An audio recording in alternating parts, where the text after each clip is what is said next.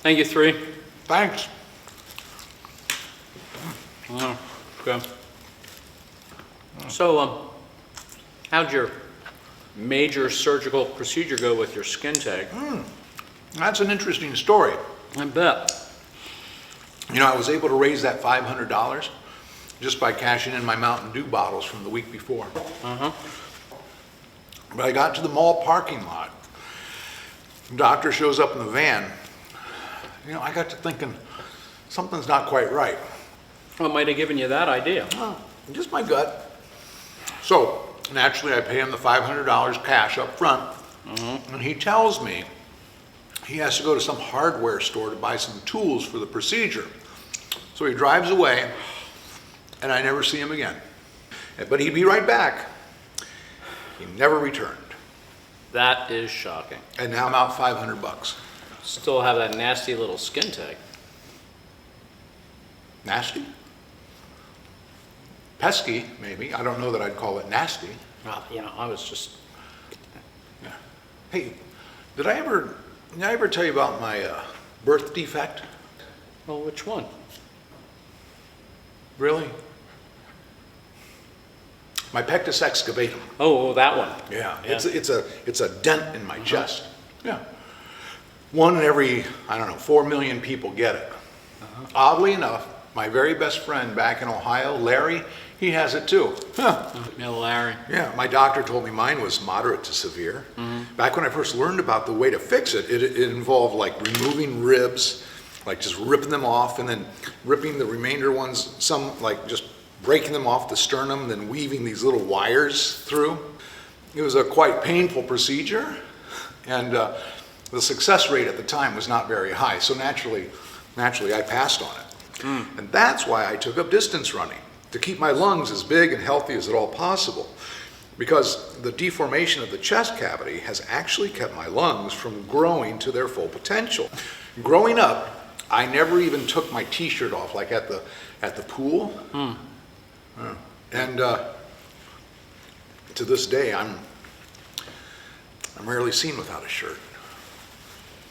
You know, even like at work or at church. Yeah, I even turned down acting gigs that involved showing my chest. Really? Yeah. Vanity? Yeah. Perhaps. But, you know, I'll probably die a few years earlier than I probably needed to. You know, I figure it's more about quality of life than quantity. Am I right? No, you're slow. But that's when, you know, when I'm standing up and you look at my profile, looks like I have a bit of a gut. It's actually because my chest cavity has never expanded to where it should as an adult. And so what you see appears to be a little bit of a pot belly. You sure it's not all that Mountain Dew you've been putting away? Are you suggesting I'm out of shape? Well, Do you want to arm wrestle? What? Oh. Ouch.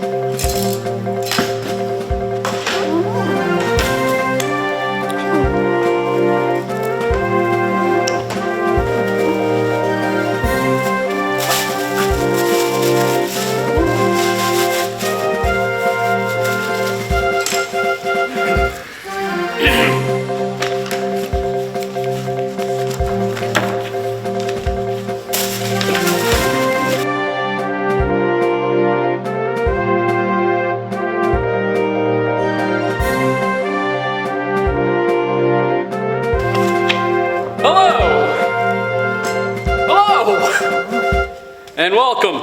Thank you for joining us with the latest Maine Rep and Chamber of Comedy update. I'm Dave Hanwright. And I'm Steve Burnett. And this update brought to you by Al's Discount Brake Pads.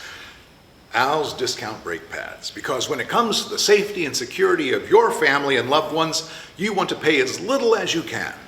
And now, here's some news. Nivea? Steve, the calendar continues to tick and the clock keeps moving on day by day as the theater sits empty and dark, but all hope is not lost. That's right, Ann. Maine Rep and the Chamber of Comedy is hoping for a grand reopening very soon, provided the landlord hasn't locked us out by then. The actual date? We just don't know for sure. But we're hoping to announce that date soon, probably during our next update. Kyle? Steve, all this talk about not having an actual date reminds me a lot of my high school years and my senior prom. Let's just say my date sprang a leak. I'm guessing that date didn't have an opening either. In other news, our fundraising efforts continue, as does the mounting and ever-increasing rent and utilities. If you haven't already made your contribution to the cause to keep us going, you still have Time. Time. My E was missing. Oh. Just visit our website.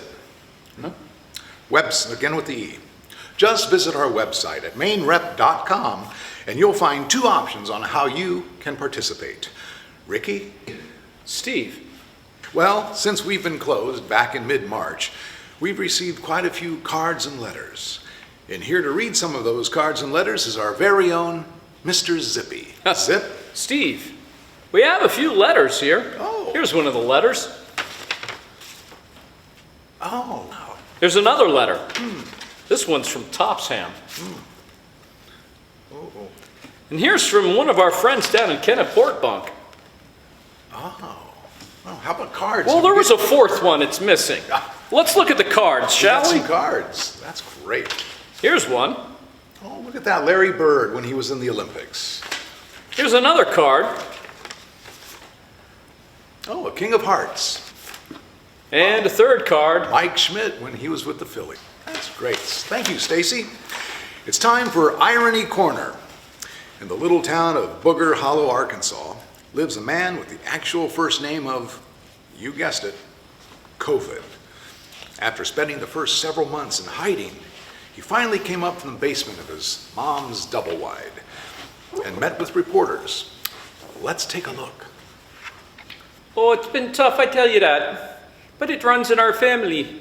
Well, my mom's name is Influenza, and my pappy, I was told, was pox.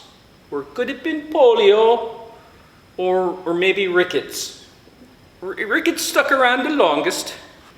Kids in the park would all make fun of us, for sure. But after a while, we got used to it. We welcomed it. Just ask my big sister, Gonorrhea. Wow, the love in that family is quite infectious. Amber? You can say that again, Steve. In other news, look for the Maine Rep and Chamber of Comedy e-newsletter, The Humor Rumor, debuting soon. Chock full of useless information and a few worthwhile paragraphs, giving you the latest happenings before the public has a chance to read them in the court records. The Humor Rumor, available to all who make a contribution. Steve? Orlando? I know I'll be taking out a prescription. You're supposed to be the one writing it, you ignoramus. Oh, let's not ignore Amos. He was a good pooch. Huh? Exactly. And now, a personal note. Here's me. Thank you, me. I want to take this moment to just go off script, if I may. I want to thank a very important member of this team. His construction and technical acumen is second to none. But he's more than wires, a simple hammer and wood. He's the oats to my Hall. He's the Lacey to my Cagney. Dare I say, he's the Herb to my Peaches, the one and only David Hanwright. You got it right. While Dave may lack certain basic skills like using silverware, pushing buttons on an elevator, and navigating his way around a toaster, he has been an inspiration to me personally. And because of that, and because of the popularity of our little video updates, I decided to get him a gift. Now, I didn't wrap it because that would have required effort, but I thought maybe, well, you told me when you were younger you played a little guitar, so I just thought that, you know. Wow. Steve, it's little. Thank you. Oh, did I scratch the price tag off? Oh, I did. Yeah. Okay. Good. Yeah. Thanks, Steve. I don't know what else to say. I mean, I didn't get you a present. Oh, no, well, we weren't doing presents anyway, per se. But actually we were. Well, no, don't worry about it. No, it's good. No, I just, you know. Well. Oh. Well, this has been the latest Maine Rep and Chamber of Comedy update. I'm Dave Hanright. And I'm Steve Burnett, who doesn't have a present, but, you know, whatever. Thank you for watching. Until next week, America. Remember, when news breaks out, so do we.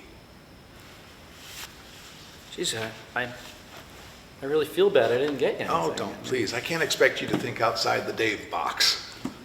Well, is there anything I can do for you? Well, yeah, actually, there is. Toenails again? All right, let's do this. Oh, yeah.